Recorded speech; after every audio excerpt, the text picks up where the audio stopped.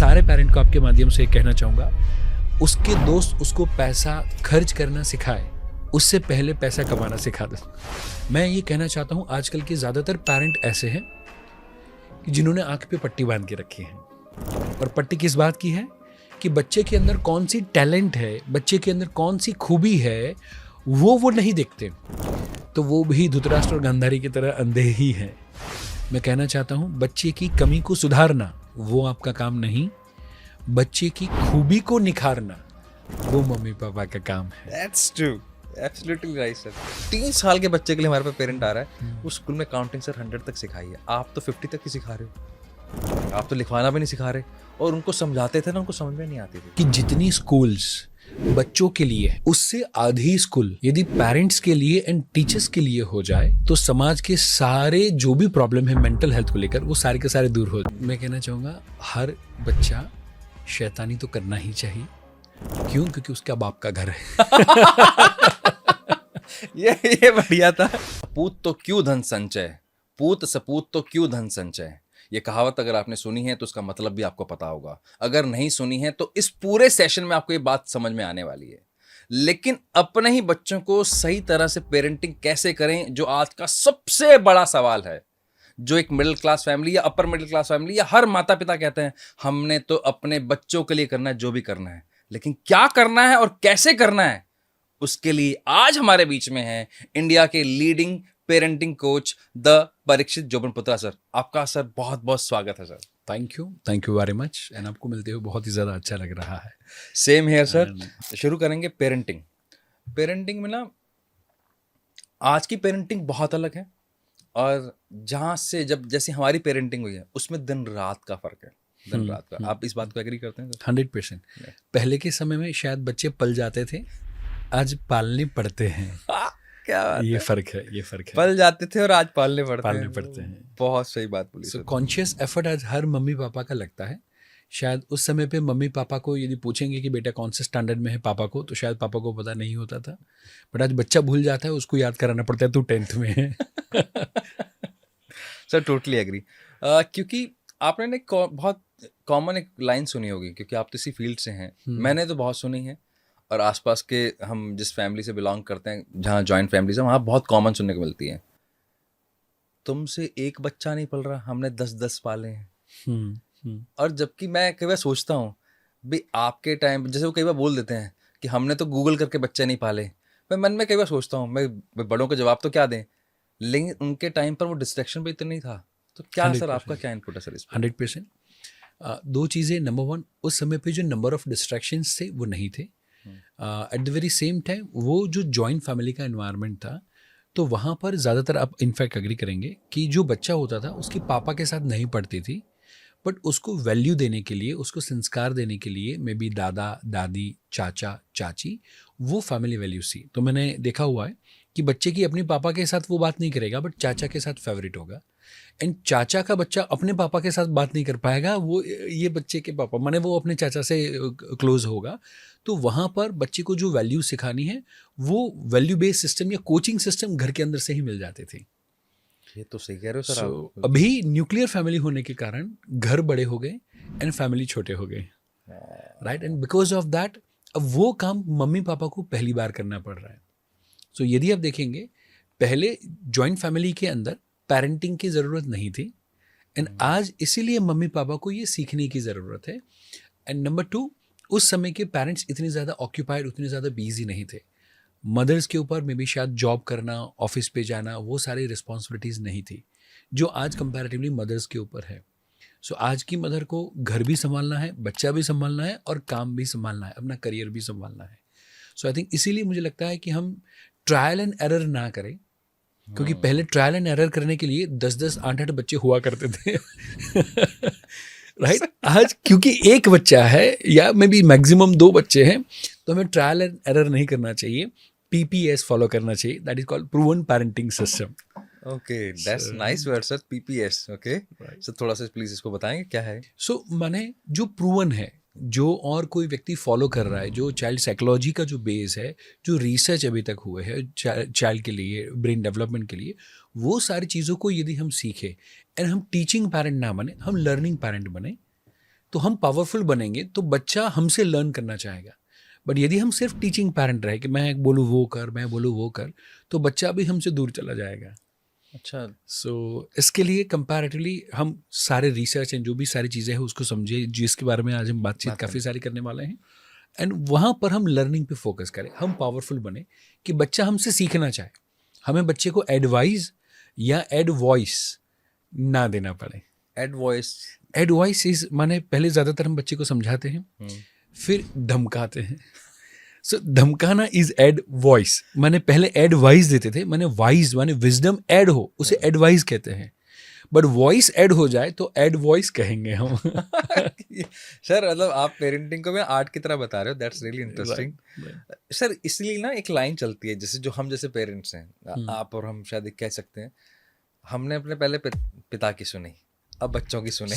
तो ये एक कॉमन लाइन आती है। 100%। क्योंकि मैं आपको एग्जांपल से बताता हूँ, मुझे वो जानना भी है, क्या ये रेड फ्लैग है या ये सही पेरेंटिंग है? अपने बच्चों के साथ थोड़ा सा ओपन अप हो जाना, उनको थोड़ा सा, जैसे कई बार बच्चा बोलता है यार मम्मी मैं तो ऐसे ही कर रहा हूँ। जैसे मैंने कल बोला कि मैंने अपने बेटे को बोला, वो 14 साल का है, कि मैं कल परीक्षित सर के साथ पॉडकास्ट करने जा रहा हूँ, आप मेरे साथ चलो। तो स्कूल मैंने कहा कर लो आप, क्या दिक्कत है इसमें, साथ बैठ जाना।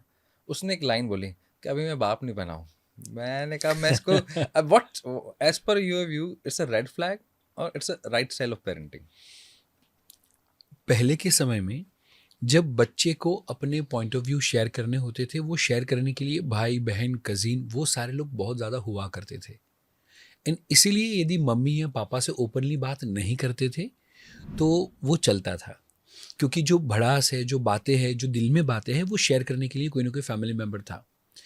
आज क्योंकि मम्मी पापा और बच्चे ही ज़्यादातर फैमिलीज़ के अंदर हैं, तो वहाँ पर यदि आज का बच्चा यदि ये बात बोलता है या अपने मन में जो बात है वो ओपनली शेयर करता है, तो मेरे हिसाब से ये ग्रीन फ्लैग है। ये शो करता है कि बच्चा आपके साथ कितना फ्रेंडली है, कितना ओपन अप है और कितने अपने मन के विचारों को आप तक शेयर कर सकता है। ओके।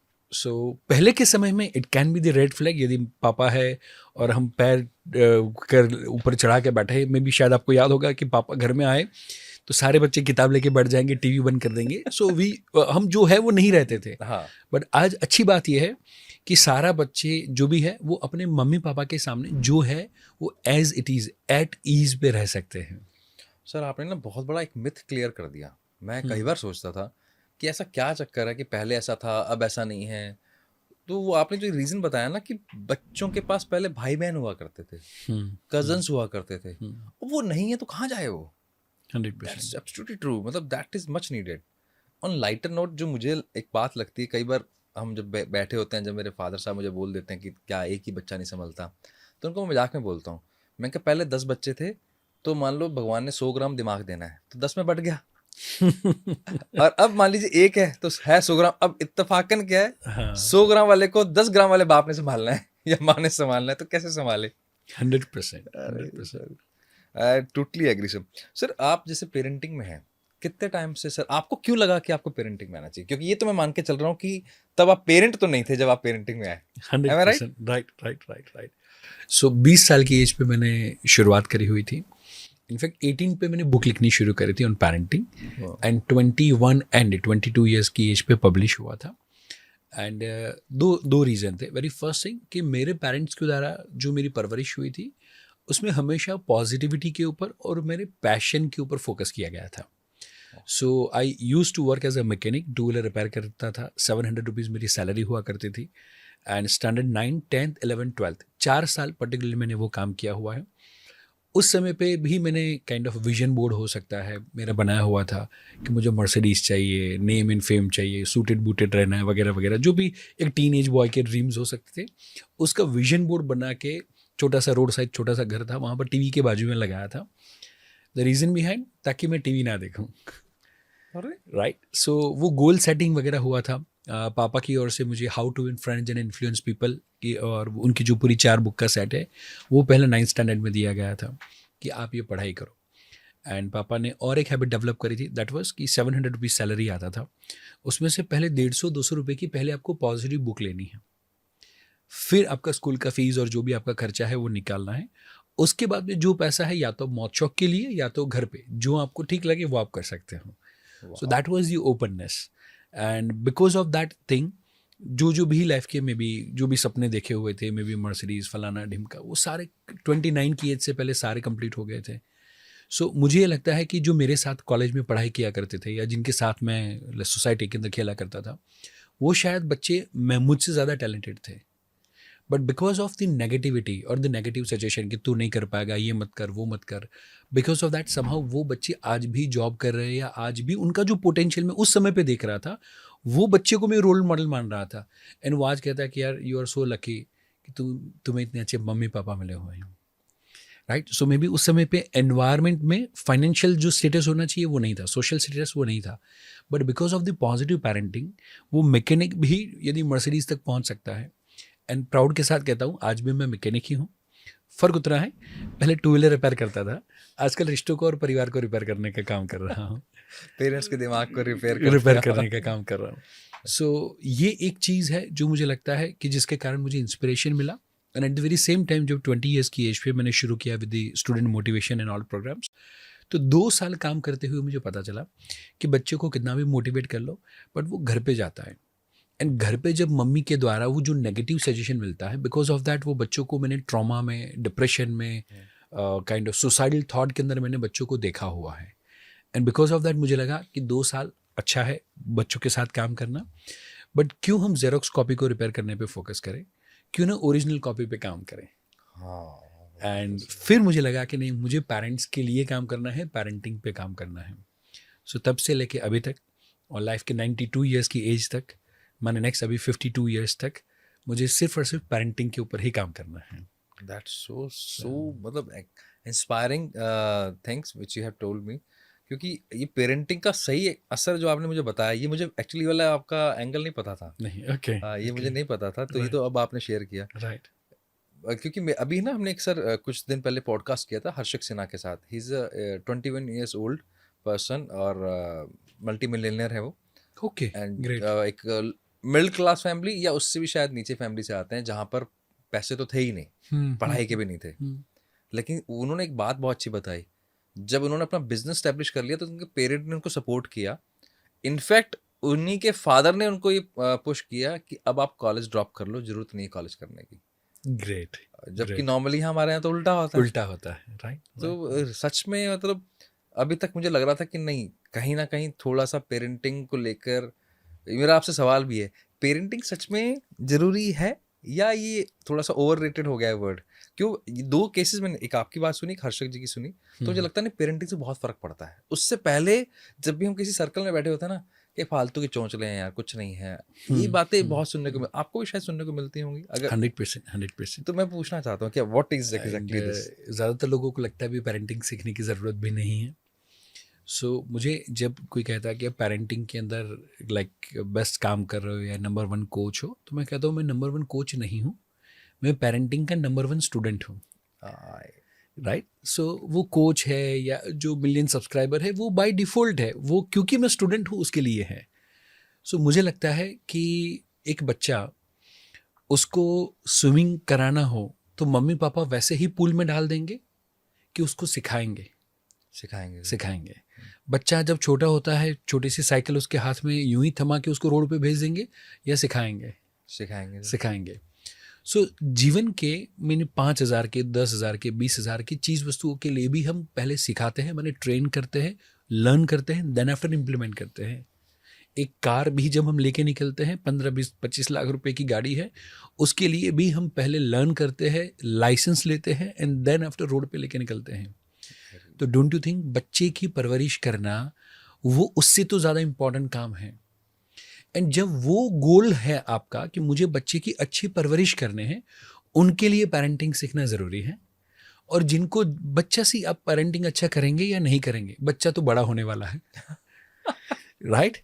अब बच्चा बड़ा होगा, that is not the question, but बच्चा कैसा बड़ा होगा, बड़ा होके क्या बनेगा, वो जिसके दिमाग में प्रश्न है और वो प्रश्न के लिए जिसको काम करना है, उसको पेरेंटिंग सीखना ज़रूरी है. बाकी सबके लिए चोचले. बहुत सही सर, एकदम सही कह रहे हैं. क्योंकि सर आपने ना अभी हमारी बात चली जब सुसाइडल थॉट्स वाले भी बच्चे आपके पास आते हैं, ये मुझे भी लगता है कि अगर सही टाइम पर अगर आपने उनको फाइन ट्यून नहीं किया राइट तो अभी मैं एक डेटा पढ़ रहा था, क्योंकि मेरा भी सेम फील्ड है, मुझे 100%. बहुत इंटरेस्ट आता है Right. बच्चों के साथ काम करके। एनसीआरबी का डेटा है, they are saying 54 students are committing suicide everyone. ये तो वो है जो कि डेटा रिपोर्टेड है। जो नहीं है वो शायद इससे कई गुना ज़्यादा कई गुना होगा. ज़्यादा होगा, और वो भी कौन से देश में, जहाँ पर हम बोलते हैं कि ये योग की धरती है, ये ध्यान की धरती है, वहाँ पर ये हालात हैं, तो बाकी जगह तो क्या हालात होंगे। तो कैसे ये इतना इम्पोर्टेंट डेटा है, हम कैसे इस नेगेटिविटी को, आपको क्या लगता है कि हम कैसे इसको मान के चल रहे हैं? आपको नहीं लगता है बहुत कैजुअल हो गए हैं क्या, ठीक है यार कोई बात नहीं, चल रहा है।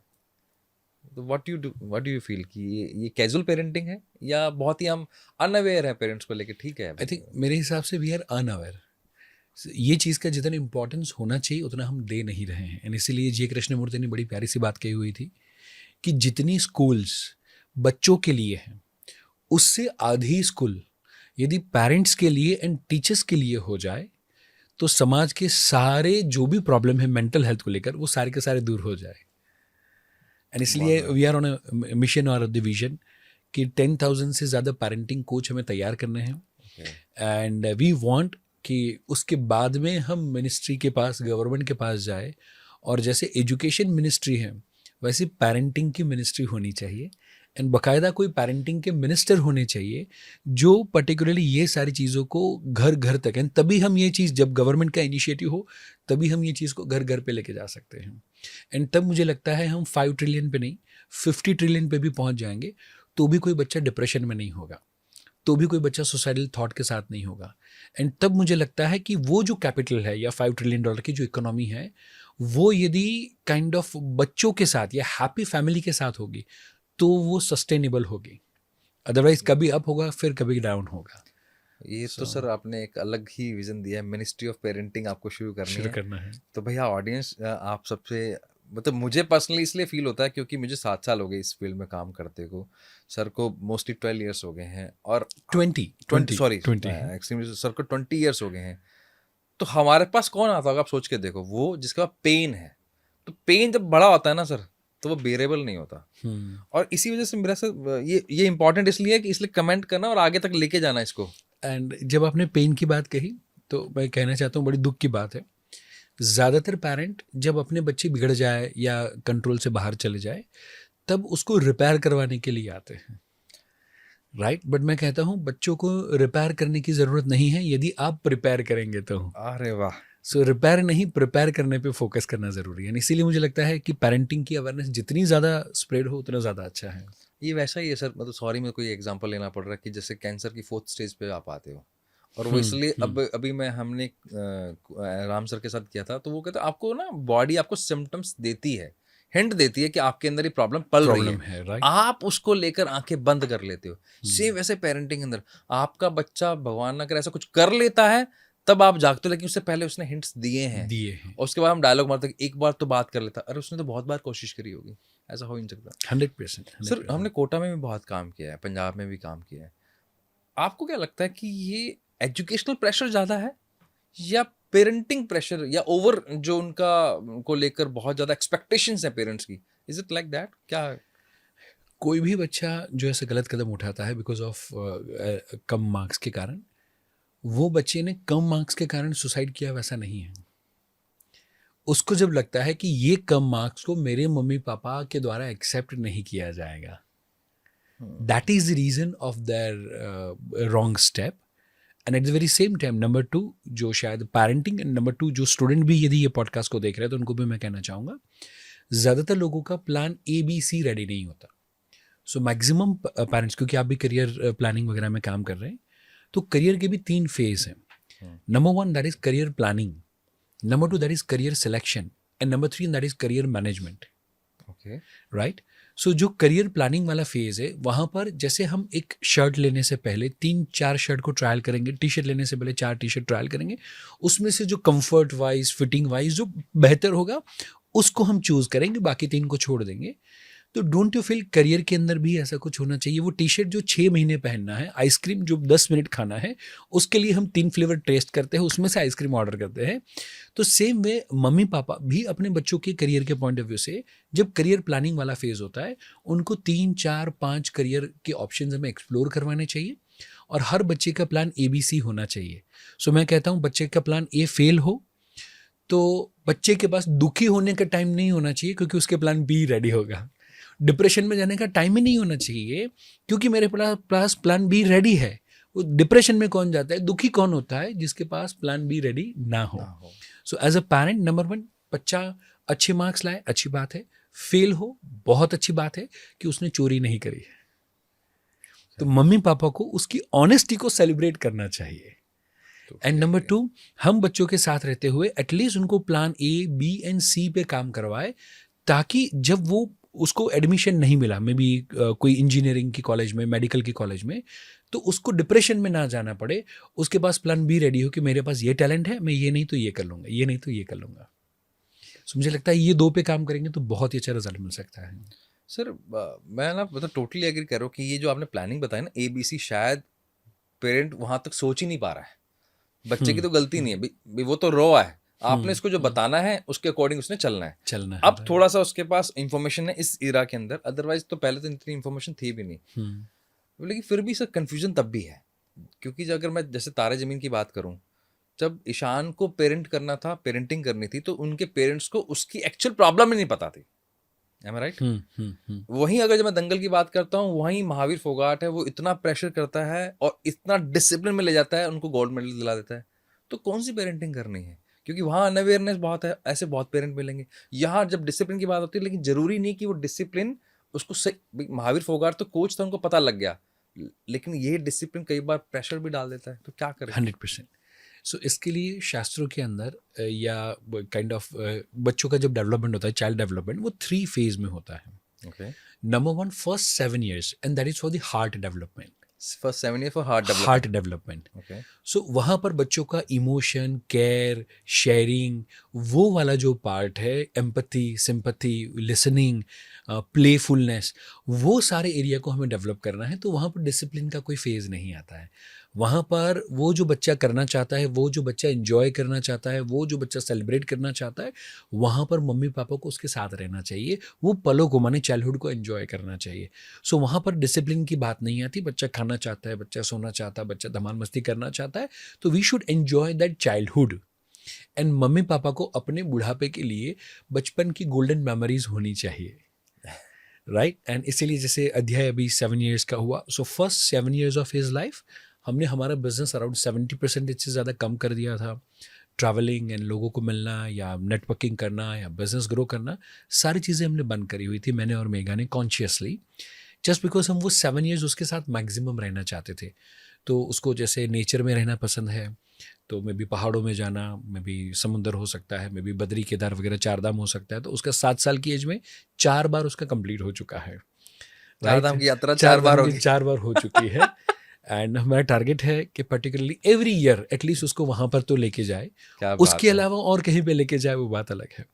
सो हमने उसके हार्ट को उतना अच्छे से डेवलप कर दिया है कि नाउ अब जैसे और कोई भी बच्चे, उसके फ्रेंड्स वगैरह आते हैं या घर में और कोई छोटा बच्चा आए, यदि मैं वो बच्चे को उठाऊंगा, उसको प्यार करूंगा, तो मेरा बच्चा कभी भी इनसिक्योर फील नहीं करेगा. एंड मे बी आपने यदि देखा होगा कि वो जो बड़ा बच्चा है, यदि उसका हार्ट डेवलप नहीं हुआ है, तो वो बच्चे के सामने यदि हम मम्मी को या पापा को या और कोई बच्चे को प्यार करते हैं, तो उनको जेलस से फील होती है.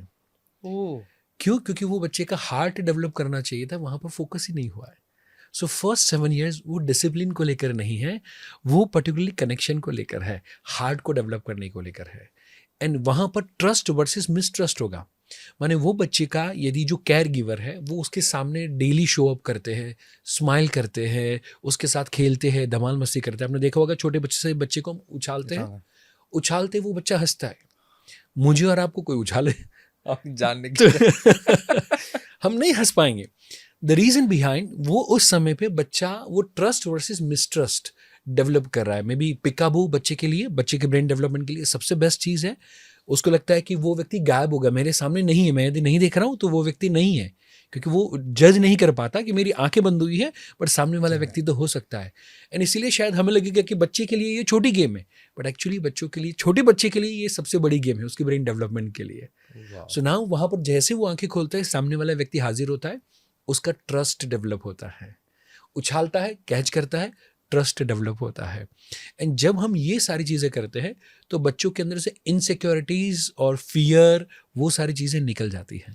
यानी कि पहले 7 साल इम्पोर्टेंट 7 है। साल बहुत ही ज़्यादा इम्पॉर्टेंट है।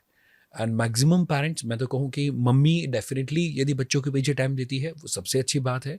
कई बार मम्मी गिल्ट फील करती है कि बच्चा आने के कारण मैं समझो मेरे काम नहीं कर पाती, जॉब नहीं कर पाती वगैरह वगैरह।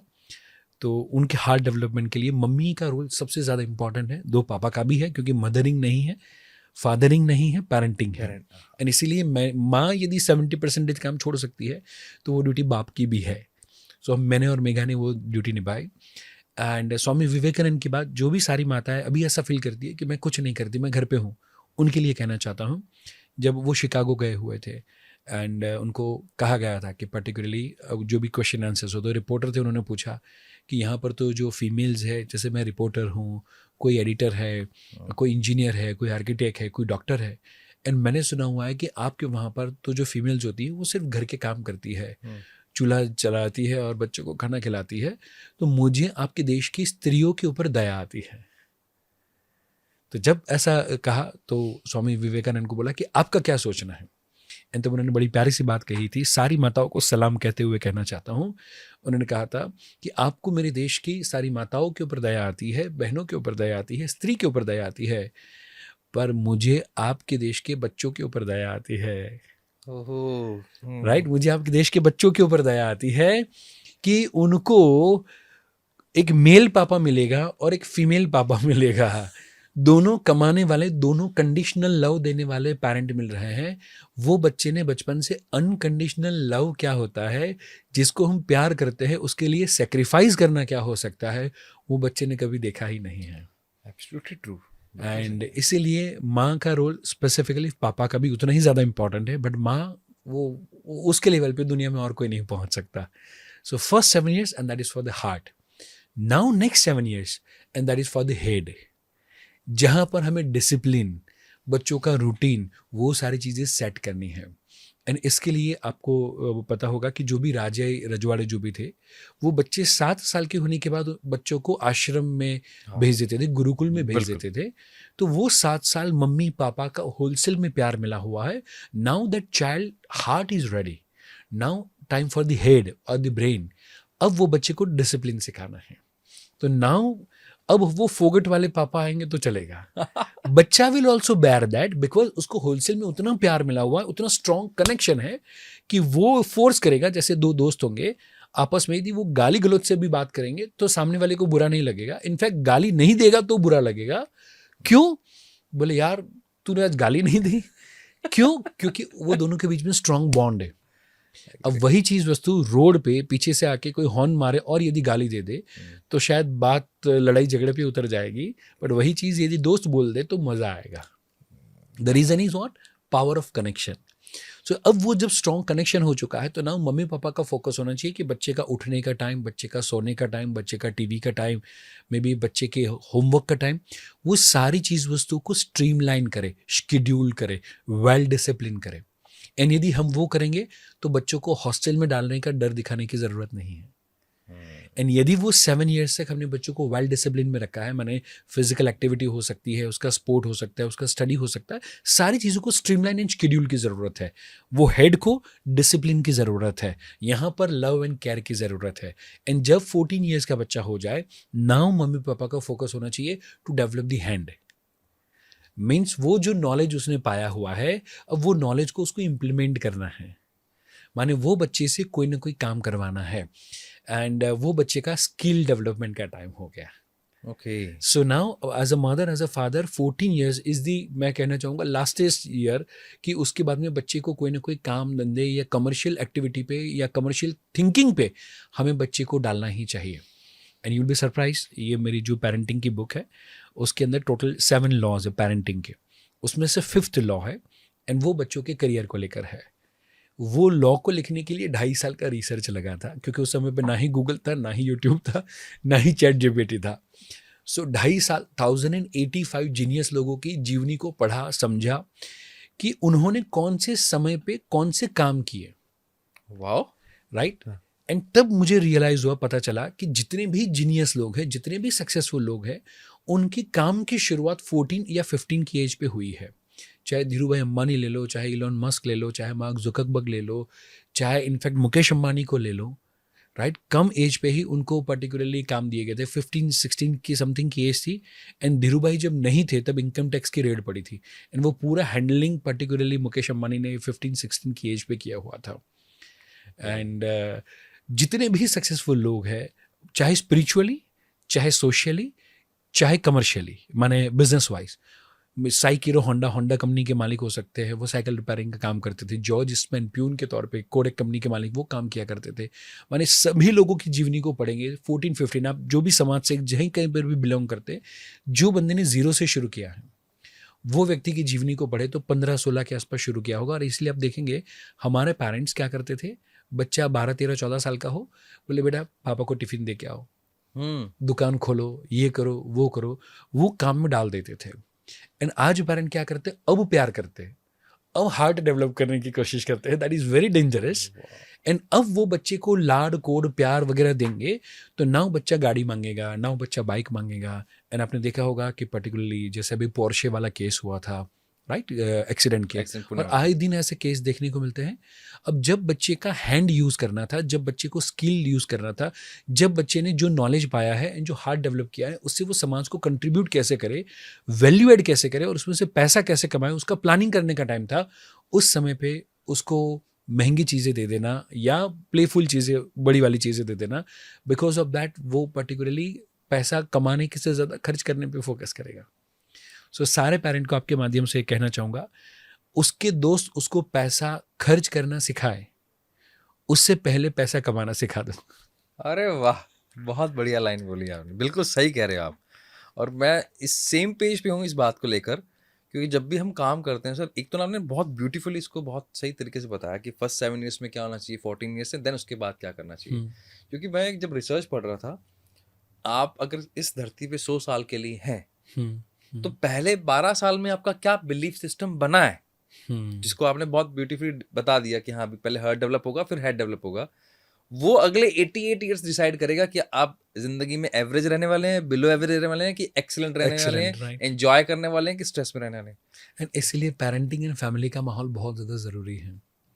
तो इसलिए मैं थोड़ा सा एक पंच लाइन में कहता हूँ कि ज़्यादातर घर लेते वक्त हम सोचते हैं कि आजू बाजू में मॉल है कि नहीं, फैसिलिटी है कि नहीं। मैं कहता हूँ बच्चों को मॉल की नहीं, घर में अच्छे माहौल की ज़रूरत है।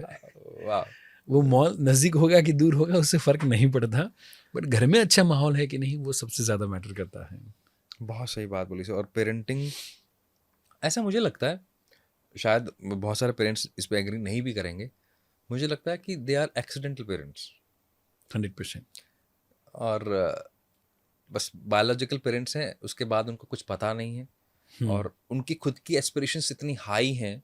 हमारे पास कई बार एक कंप्लेंट आती है, आपके पास बहुत आती होंगी, कि बच्चे के टेंट्रम्स बहुत हैं, जिद्दी बहुत है, बदतमीज हो गया है, बात तो हमारी बिल्कुल नहीं मानता है, मोबाइल नहीं दे तो क्या करें। तो मैं कई बार सोचता हूँ कि ये शुरुआत इसलिए हुई होगी क्योंकि आपके पास पेशेंस ही नहीं है। आपको लगता है उसके टेंट्रम एक्चुअली उसकी, तो वो जिसको हमें एंजॉय करना था, आज हम उसी चीज़ से हम इरिटेट हो रहे हैं। आपको लगता है सर ऐसा? 100%। सो वेरी फर्स्ट थिंग, जैसे आपने टेंट्रम वगैरह की बात की, तो स्पेसिफिकली मॉल वगैरह में जाते हैं या घर पे मेहमान आते हैं, राइट, घर पे मेहमान आएंगे तब बच्चों के टेंट्रम या जिद बढ़ जाएगी जब कोई व्यक्ति है। तो वहाँ पर वो बच्चे के माइंड में क्या मैसेज जा रहा है कि घर पे जब मेहमान होते हैं तो मम्मी पापा अलग होते हैं, ओके, राइट। एंड वो अपनी इम्प्रेशन को जमाने के लिए मुझे मोबाइल दे देते हैं, मैं चॉकलेट मांगूंगा दे देते हैं। क्यों? क्योंकि वो अंकल और आंटी के सामने उनको बुरा नहीं बनना है। सो बचपन से उसके माइंड में क्या साइकोलॉजी सेट हो रही है कि घर वाले गए तेल लेने, बाहर के लोगों के सामने इमेज अच्छी होनी चाहिए, right. And at the very same time आप देखेंगे कि मॉल वगैरह में मम्मी ने मना किया, बच्चे ने जिद करी, एंड जब आसपास वाले लोग देखते हैं कि ये मम्मी पापा इस तरीके से बिहेव कर रहे हैं, इन दैट सिचुएशन वो मम्मी पापा एम्बरेस फील करके भी वो चीज़ वस्तु दिला देते हैं। तो साइकोलॉजी क्या सेट हुई, बोले घर वाले बच्चा रोए तो कोई बात नहीं, बट बाहर वाला बुरा देखने फील करना चाहिए। एंड वही बच्चा टीन एज में आते आते सेम चीज़ करता है, बोलता है मेरे दोस्तों के सामने नहीं बोलने का, मम्मी पापा से ज़्यादा इम्पोर्टेंट बाहर वाले लोग हो जाते हैं। बाहर की दुनिया मेरे बारे में क्या सोचती है, दोस्त मेरे बारे में क्या सोचते हैं, वो ज़्यादा मैटर करता है वो बच्चे के बारे में। क्यों? क्योंकि बचपन से वो सेम चीज़ वो देखता आया है। सो कहाँ वेरी connect फर्स्ट हुई ये थिंग, बात ये? वेरी फर्स्ट थिंग हमें क्या करना है, बाहर वाला वो बाहर वाला ही है, घर वाला माने बच्चा जो है उसके लिए जो सही है वो करना है। माने हम अच्छे पेरेंट बनने की कोशिश ना करें, हम सच्चे पेरेंट बनने की कोशिश करें कि मेरे बच्चे के लिए यदि वो गलत है तो मैं बच्चे को बोलूँगा बेटा अभी नहीं। घर पे मेहमान है तो आई आस्क देम कि अब 5 मिनट वेट करें, मैं बच्चे को टाइम दे देता हूँ। जैसे मेरे घर पे भी कोई गेस्ट वगैरह आए हैं तो 9:30 के आसपास आदि को सुलाने का टाइम है। सो आई मेक श्योर मैं उनको कहूँगा कि आधा घंटा मुझे लगेगा, इधर मेघा या फिर मैं कोई एक गेस्ट के साथ रहेंगे और कोई एक पेरेंट होगा जो आदि को सुलाने के लिए बेडरूम में लेके जाएंगे। एंड चाहे घर पे कोई भी गेस्ट हो, चाहे मिनिस्टर लेवल के भी कोई व्यक्ति आए हो, तो वो भी आधा घंटा वो वेट करते हैं, जस्ट बिकॉज वो भी जानते हैं कि पर्टिकुलरली बच्चे को सुलाना टाइम पे वो इम्पॉर्टेंट है। और वही लोग घर पे आते हैं जो नहीं जानते, उनको घर पे बुलाने की ज़रूरत नहीं है, राइट। सो वहाँ पर जाते हुए बच्चे के साथ स्टोरी टेलिंग करूँगा, धमाल मस्ती करूँगा, हम तकिया फाइटिंग करेंगे, फिर भगवान के जो भी सर्टेन मंत्र की हमने सीरीज़ बनाई है वो हम बोलेंगे। एंड वो भगवान का नाम लेते लेते बच्चा सोता है। And because of that next day morning में 6:15 बजे के आसपास मैं आदि को उठाता हूँ तैयार करने के लिए स्कूल के लिए। एंड जब मैं उसके सर पे हाथ घुमाऊंगा, उसको बोलूँगा चलो बेटा उठने का टाइम हो गया, एंड वो इमीडिएटली खड़ा हो जाता है बिकॉज रात को वो क्वालिटी टाइम उसके साथ स्पेंड हुआ है। सो इधर मम्मी या पापा या जब भी पॉसिबल हो तब दोनों वो टाइम स्पेंड करेंगे, उसको अटेंशन देंगे, तो अटेंशन के लिए उसको जिद करने की ज़रूरत नहीं पड़ेगी। मैं तो सब चीजें इतना सोच रहा हूँ कि एकदम उल्टा चल रहा है, लेकिन 100%, बिल्कुल उल्टा चल रहा है सर। हर 100%, चीज उल्टी चल रही है। राइट। हम हर्ट तब डेवलप कर रहे हैं जब हमें लगता है कि हमें इसको गाड़ी देनी है, बाइक देनी है, फैसिलिटीज देनी है, और जिस टाइम पे उसको डेवलप करना है उस टाइम हम उसको एक हाउस होल्ड की हेल्प दे रहे हैं कि वो उसके लिए कर लेगी। कर लेगी। अरे मतलब कर क्या रहे हैं हम भाई, क्या कर रहे हैं? सिर्फ पैसा और लग्जरी कमाने पे फोकस है। सो अगेन स्वामी विवेकानंद जिनकी लाइफ से मैं काफ़ी इंस्पायर हुआ हूँ, तो जब वो वहाँ से वापस आए तो यहाँ पे लोगों ने उनको प्रश्न पूछे थे, उसमें से एक प्रश्न था कि आपको क्या लगता है कि यहाँ का कल्चर और वहाँ का कल्चर दोनों के बीच में क्या फ़र्क है, तो वो कल्चर के बारे में आप क्या कहना चाहेंगे। स्वामी विवेकानंद ने बड़ा प्यारा सा आंसर दिया था, and that was they have misunderstood comfort as a culture, okay. Right. So life में कंफर्ट होना चाहिए, लग्जरी होना चाहिए, उनको वो लगता है बस वही कल्चर है। और शायद वही नक्शे कदम पे अब हम इंडियन फैमिलीज भी चल रहे हैं, जहाँ पर हमें लगता है कि बच्चों को मैक्सिमम कंफर्ट देना, मैक्सिमम लग्जरी देना, उनको सेपरेट रूम देना, फलाना देना, ढिमका देना is a good parenting. But वो सिर्फ कंफर्ट दे रहा है। बच्चे को संस्कार, बच्चे को वैल्यूज़, बच्चे के अंदर देने की भावना, वो सारी चीज़ों को हम यदि डेवलप नहीं करेंगे तो सिर्फ कंफर्ट के बीच में हम दुर्योधन को तैयार कर रहे हैं या हम भलाल देव को तैयार कर रहे हैं। बट हमें वो कंफर्ट के बीच में बाहुबली को तैयार करना है। तो वो माँ ने हार्ट डेवलप किया था 7 ईयर्स के दरमियान, और वो बल्लाल देव पापा के साथ रहा, और पापा ने बचपन से हेड डेवलप करने पे फोकस किया कि जो मेरे बाद सब कुछ तेरा है, तुझे ही राजा बनना है। सेम विद दुर्योधन आप देखे कि पापा ने पहले से बचपन से बोल के रखा है बेटा मेरे बाद सब कुछ तेरा है, मेरे बाद तुझे ही बनना है।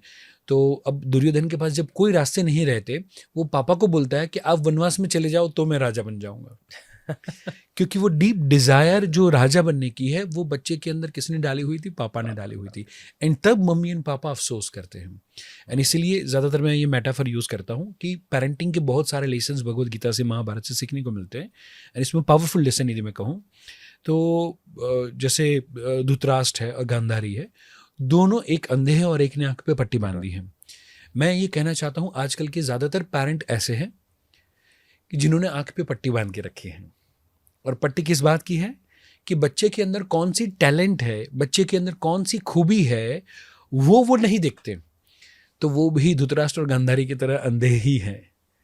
एंड बिकॉज ऑफ दैट जब मम्मी पापा बच्चे की वो टैलेंट को नहीं देखते, उसकी खूबी को नहीं देखते, खूबी को नर्चर करने पे काम नहीं करते, तो बच्चे शकुनी की ही बात सुनते हैं। एंड शकुनी इज़ व्हाट आज का फेसबुक एंड आज का इंस्टाग्राम एंड आज के दोस्त जो उसको गलत राह दिखा रहे हैं, बट फिर भी वो इंस्टाग्राम या कोई भी इन्फ्लुएंसर है या कोई हीरो हीरोइन है उसको वो ब्लाइंडली फॉलो करता है. सो हमें वो आंखों की पट्टी खोलने की ज़रूरत है एंड बच्चों में कौन सी खूबी है. सो कहना चाहूँगा पेरेंटिंग इज़ व्हाट. मम्मी पापा को क्या लगता है बच्चे की हैंडराइटिंग ख़राब है, वो सुधर जाए मेरा काम हो जाए. उसका मैथ्स में वीक है, वो सुधर जाए मेरा काम हो जाए. मैं कहना चाहता हूँ बच्चे की कमी को सुधारना वो आपका काम नहीं, बच्चे की खूबी को निखारना वो मम्मी पापा का काम है. That's true, absolutely right sir, बिल्कुल सही. ये ना इतनी कनेक्टेड है बात. मेरी वाइफ ना सर पहले किंडरगार्टन स्कूल रन करती थी एक्सीलेंट. यहाँ आने से पहले. ओके. तो जब हमने जिस माइंडसेट से शुरू किया था वो माइंडसेट ये था कि हम थोड़ा सा इसको हॉलिस्टिक डेवलपमेंट की तरफ लेके चलेंगे. तो पहले साल में हम सब फ्लॉप हो गए. क्यों हो गए? क्योंकि हमने सैटरडे ऑन नहीं रखा, हमने पेंसिल नहीं दी. हमारा ये मानना था कि राइटिंग लेटर स्टेज पे सिखाई जाएगी. 100%. एंड इट इज सेड 7 साल से पहले बच्चे को राइटिंग करवाना specifically compulsory, that is literally a crime. Exactly. और वो हमारे पास प्रेशर किस बात का था सर? उस स्कूल में ना काउंटिंग कितने साल के बच्चे, 3 साल के बच्चे के लिए हमारे पास पेरेंट आ रहा है. उस स्कूल में काउंटिंग सर 100 तक सिखाई है, आप तो 50 तक की सिखा रहे हो. मैंने कहा आप तो लिखवाना भी नहीं सिखा रहे. और उनको समझाते थे ना, उनको समझ में नहीं आती थी. मुझे लगता था पैदा क्यों किया है? अगर तुम्हें सिर्फ इससे काम ही करवाना है तो भैया फिर कोई हेल्पर ले आते बात से. कि अगर तुम्हें सिर्फ अपना बुढ़ापा ही सिक्योर करना है और सो कॉल्ड आप एक डायलॉग पास कर रहे हो कि हम तो इसके लिए कर रहे हैं, अरे इसके लिए कुछ नहीं कर रहे, आपको अपनी सिक्योरिटी चाहिए. इट्स अ बिटर ट्रुथ, आपको सिर्फ अपनी सिक्योरिटी चाहिए. एंड मोर देन सिक्योरिटी अभी एक्चुअली स्टेटस चाहिए कि मेरा बच्चा आसपास वाले जो बच्चे हैं उससे ज़्यादा अच्छा परफॉर्म करना चाहिए.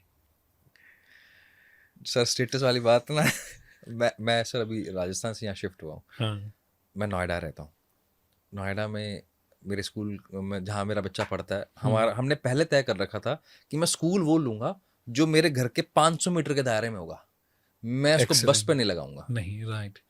और उसी के स्कूल में उसी के साथ में एक बच्चा पढ़ता है जो दिल्ली से आता है.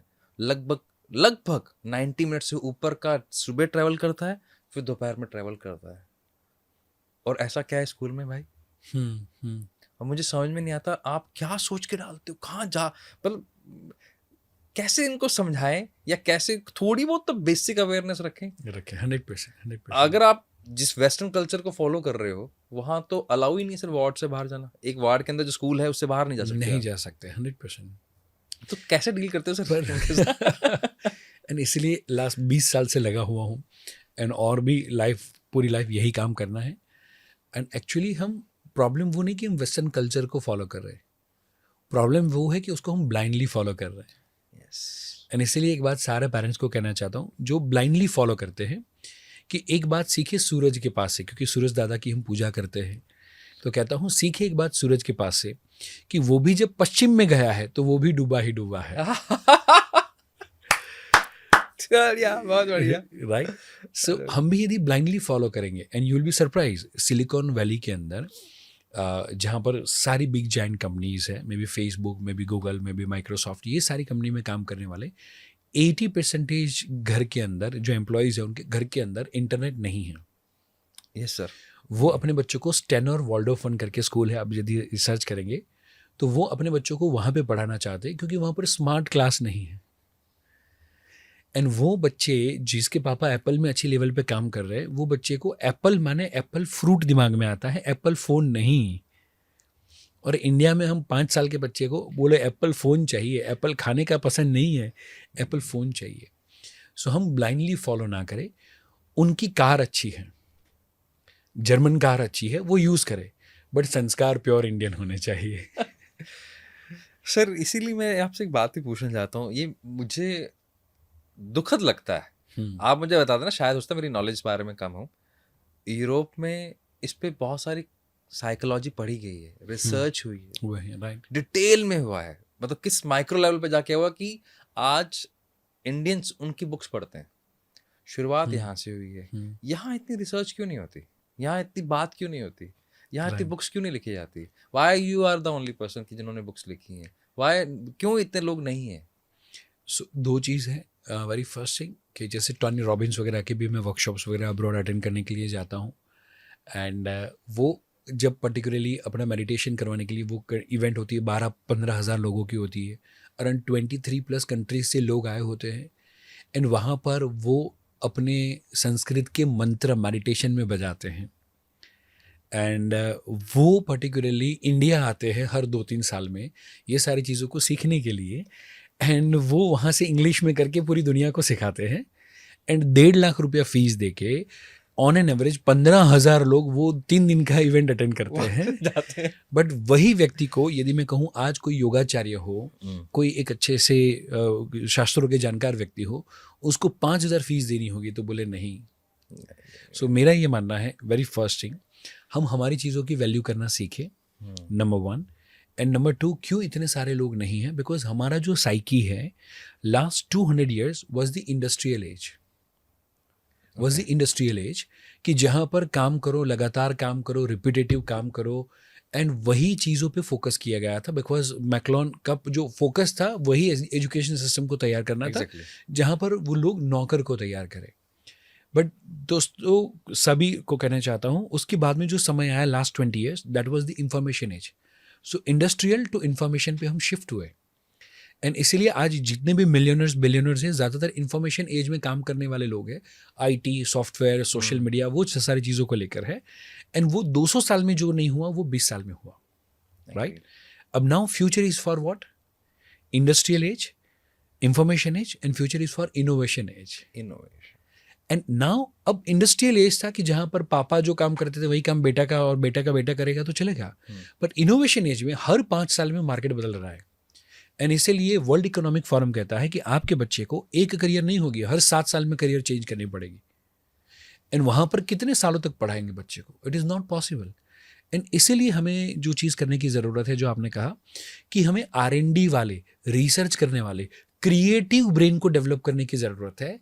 सो आज तक हमारा जो पेरेंटिंग है, बोले हार्डवर्क करो बेटा, मेहनत करो, लगातार करो, पढ़ाई करो, फिर सफल बनोगे। बट ऐसे हमने ढेर सारे लोगों को देखा जो नहीं है, नहीं कर सकते हैं। तो जो इनोवेशन एज में जिसको जीतना है, उनको एजुकेशन से थोड़ा ऊपर उठना पड़ेगा। प्रोफेसर पढ़ाए वो अच्छी बात है, बट प्रैक्टिशनर से हमें सीखना पड़ेगा। माने वो बंदा जो फॉलो कर रहा है, एक इंडस्ट्रियल व्यक्ति है, एक बिजनेसमैन है, वो यदि आके सिखाए, उससे सीखेगा। माने लाइफ कोचिंग जो बंदा लेगा, जिसके पास कोच होगा, उसके सक्सेसफुल होने के चांसेस कंपैरेटिवली ज़्यादा हैं। ये पॉइंट ऑफ व्यू तो तभी हमें R&D एंड बाकी की सारी चीज़ों में तभी हम जाएंगे जब हमें पता चले कि मार्केट शिफ्ट हुआ है। अकॉर्डिंगली हमें बच्चे का पेरेंटिंग भी शिफ्ट करना पड़ेगा। आपने एक बहुत इंटरेस्टिंग बात बोली जो कि आई ओपनर है कि हर 7 साल में करियर चेंज करना पड़ेगा। यस, क्योंकि मार्केट चेंज हो रहा है या फिर मार्केट की नीड चेंज हो रही है। एंड आपको जान के हैरानी होगी, आपके आसपास में जो भी फ़ोन, जो भी टैबलेट, जो भी सारी चीज़ें आप यूज़ कर रहे हो, वो तो एवरी ईयर चेंज हो रही है। हाँ बिल्कुल हो रही है सर, राइट? तो यही चीज़ को, यदि जिस चीज़ के हम क्लाइंट हैं, वैसा क्रिएटर यदि हमें बनना है, क्योंकि मुझे दुख होता है, अच्छी बात यह है कि सारे बड़ी बड़ी कंपनीज के CEOs इंडियन हैं, वो अच्छी बात है। बट वही सबसे दुख की बात है कि कोई इंडियन इंडिया में रहते हुए गूगल नहीं बना सकता, या नहीं बनाने के बारे में सोचता, या माइक्रोसॉफ्ट के बारे में नहीं सोचता, या ऐसी बड़ी बड़ी कंपनी बनाने के बारे में नहीं सोचता, क्योंकि वो माइंडसेट डेवलप नहीं हुआ है। ब्लेम गेम है ना सर, सरकार नहीं करने देती, परिवार का सपोर्ट नहीं है, हम पहले ही इस चक्करों में पड़ जाते हैं। 100%। मतलब बहुत सारी चीजें ना सर, एक एक डॉट कनेक्टेड है भी। अगर आपका अर्ली ईयर्स में बिलीफ सिस्टम नहीं बना तो आपके पास R&D वाला ब्रेन ही नहीं है। नहीं अब आप सोचो, जिसकी पेरेंटिंग ऐसी हुई है, अल्टीमेटली कौन से देश में रह रहे हो आप? उस देश में जहाँ पे पेरेंटिंग ये हो रही है कि आपको नौकरी करनी है। आप जो सिस्टम, एजुकेशन सिस्टम को ब्लेम कर लो, पेरेंटिंग का कोई लेना देना था नहीं उससे कोई। राइट। तो उससे हमारी इकोनॉमी पर तो हिट पड़ा 100%। तो फिर आप जिस देश को लेकर बाहर भाग रहे हो, कि आपको लगता है कि बाहर के देश में ज्यादा कंफर्ट है, and in fact because of that wrong environment, जितनी भी अच्छी टैलेंट है वो इंडिया के बाहर ही चले जाएंगे। सो ब्रेन ड्रेन होगा ही होगा। और सर ये चाहे माने नहीं माने, बाहर फिर रेसिज्म झेलते हैं, क्योंकि आप किसी के घर में जा रहे हो 100% और उनकी नौकरी ले रहे हैं, तो उसको कैसे अच्छा लगेगा? और ऊपर से भी ज्यादा मेहनत करके उनके बॉस बन के बैठ रहे हो। तो डेफिनेटली डिफिकल्ट है 100%। मतलब बहुत सारी चीजें ना ऐसी लगता है कि बेसिक्स पे काम करना पड़ेगा, मतलब बैक टू बेसिक्स हो गया। राइट। एंड इसलिए यदि जब आपने बेसिक्स की बात करी है, तो मैं आपको कहना चाहता हूँ, पहले जब भी ये अंग्रेज़ों की जो सिस्टम है वो नहीं आई थी, तब तक हमने क्या किया, साइंस, कॉमर्स, आर्ट्स तीनों को अलग कर दिया। जब भी राजा रजवाड़ा और जो हमारी आश्रम व्यवस्था, गुरुकुल व्यवस्था, मुझे लगता है शायद वो यदि वापस आ जाए तो सबसे बेस्ट है। एंड उसके लिए सारे पेरेंट्स को मिलके वो चीज़ की डिमांड करनी पड़ेगी। Exactly. स्कूल क्या प्रोवाइड करेंगे, जो पेरेंट्स डिमांड करेंगे।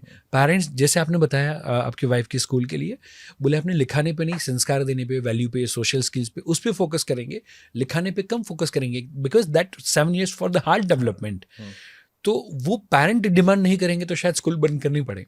बट सारे पेरेंट्स बोले कि नहीं, पहले 7 साल मेरा बच्चा लिखना नहीं चाहिए, मेरे बच्चे के अंदर अच्छे संस्कार आने चाहिए, मेरे बच्चे के अंदर अच्छे वैल्यूज़ होनी चाहिए, उसको जेलिसी किसी से फील नहीं होनी चाहिए, वैसा मुझे बच्चा तैयार करना है। नहीं तो वो बच्चा जो बचपन में एक साथ में एक प्लेट में खाते थे, वो बड़े होने के बाद एक फ्लैट में नहीं रह सकते। वैसी पेरेंटिंग है हमारी। एंड मे बी अभी दिल्ली का ही किस्सा थोड़े समय पहले की शायद आपको बात है, कुछ बड़े इंडस्ट्रियलिस्ट पेरेंट, उनके डेथ होने के बाद 2 भाइयों के बीच में काफ़ी सारी प्रॉपर्टीज़ को लेकर बातचीत थी। फार्म हाउस पे बैठे हुए थे एंड एक ने दूसरे को गोली मारी और दूसरे ने पहले को गोली मारी, एंड देन आफ्टर दोनों की डेथ हो गई। एंड वो मामला खाली 40-50 करोड़ के एक फार्म हाउस का था, बाकी का 4-5 हज़ार करोड़ का तो बाकी सारा मामला निपट चुका था। उसमें 40 करोड़ का फार्म हाउस या 4-5 करोड़ का जो भी फार्म हाउस हो, वो छोड़ने की बात पे दोनों भाइयों ने एक दूसरे का कत्ल कर दिया। सो मेरा ये मानना है कि वो पापा ने जितने पैसे कमाए उससे शायद आधे कमाए होते, बट यदि वो टाइम दोनों को संस्कार देने पे, दोनों को फैमिली वैल्यूज़ एंड भाई का इंपॉर्टेंस समझाने पे यदि दिया होता, हार्ट का डेवलपमेंट किया होता, तो वो 40 क्या, वो 4,000 करोड़ भी भाई के लिए छोड़ देता, वो खुद कमा लेता। सर जिनके जो बच्चे, अब जिनके जो पेरेंट्स, जैसे मेरा भी बच्चा 14 साल से ऊपर का हो गया, तो अब हम क्या करें? तो हम जब से ये चीज़ जाने, तब से हार्ट, हेड एंड हैंड पे फोकस करें। So now very first thing, अब हम इसको कैसे फॉलो कर सकते हैं? तो जब भी हम बच्चे को सुबह में उठाए या रात को सुलाए, तब हम हार्ट पे फोकस करें। स्पेसिफिकली जब टीन एज का बच्चा है, तो उसको सुलाते वक्त या उठाते वक्त उसको जो पसंद है वो बातचीत करे, गप्पे मारे, एंजॉय करे, सेलिब्रेट करे। मैं भी शायद उनको यूट्यूब, गेम वगैरह वगैरह या उनके करियर को लेकर काफ़ी सारे आइडियाज़ है, वो सारी चीज़ों पे बात करें एंड उनके हार्ट के साथ कनेक्ट करने की कोशिश करें। नंबर 1। नंबर 2, जब भी पर्टिकुलरली अब हमारा डेवलपमेंट आता है हेड का, तो हेड के लिए बच्चे के साथ सक्सेस स्टोरीज, बच्चों के साथ पॉजिटिव बुक का रीडिंग, बच्चों के साथ अच्छी वाली पॉडकास्ट, राइट, जैसे आपकी पॉडकास्ट से आप जो भी गेस्ट को मिले, उनसे आपने क्या लर्निंग किया, वो सारी चीज़ों को पर्टिकुलरली आप बच्चे के साथ शेयर करें, आधा घंटा, पौना घंटा। एंड वो आधा पौना घंटा आपको क्या करना है, उसके हेड का डेवलपमेंट करना है। And now at the age of 14 और 15 उसको कोई ना कोई आपके काम की रिस्पॉन्सिबिलिटी देना शुरू करे। फॉर एन एग्जाम्पल, कि ये पूरी पॉडकास्ट सुन के तू मुझे बता कि इसमें से कौन सी 10 रील निकल सकती है। दो वी नो कि AI का टूल है, वो कर सकता है, बट हम उसको तो करवाए, बट उसकी जगह पर हम बेटे को भी लगा दे कि बेटा तू ये पूरा सुन। वो 10 रील कौन सी निकलेगी, उसको लेकर उसका पॉकेट मनी ना हो, पॉकेट इनकम हो। पॉकेट इनकम हो, राइट। तो उसको मैं खैरात का पैसा मैं मेरे बच्चे को कभी नहीं दे सकता, वरना उसकी आदत हो जाएगी।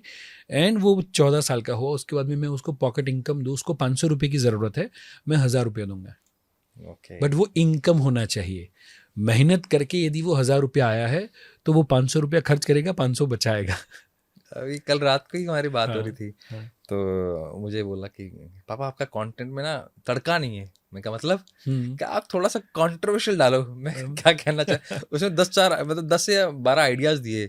देखो अभी IPL के अंदर ये जो टीम, अभी प्लेयर्स का जो ऑक्शन चल रहा है, उसके अंदर ये कंट्रोवर्शियल है, ये है, वो है।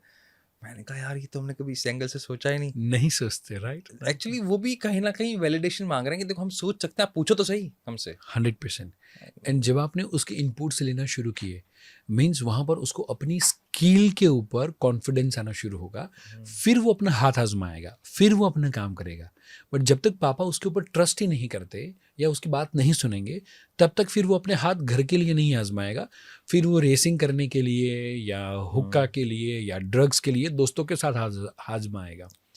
एंड इसलिए मुझे लगता है आपका ये क्वेश्चन बहुत ही पावरफुल था कि ये अब हो चुके हैं बच्चे बड़े, तो पर डे भी हम चाहे तो हेड, हार्ट एंड हैंड पे फोकस कर सकते हैं. मैं आज से करने वाला हूँ। और मुझे ना दो बहुत ही, ये जो ट्रस्ट वाली बात बोली है ना आपने, सच में सर मेरा बेटा ना सर बुक्स बहुत पढ़ता है हिस्ट्री की, जिसको अपन मैथोलॉजी में बोलना नहीं चाहता, इसको वर्ड गलत है वो, राइट राइट तो वो हिस्ट्री की बुक्स जो अलग अलग राइटर्स ने अपने एंगल से लिखी है लिखी है. Very good. है ना, तो वो उसके पास मोर देन 26 बुक्स हैं, तो उसको बहुत शौक है।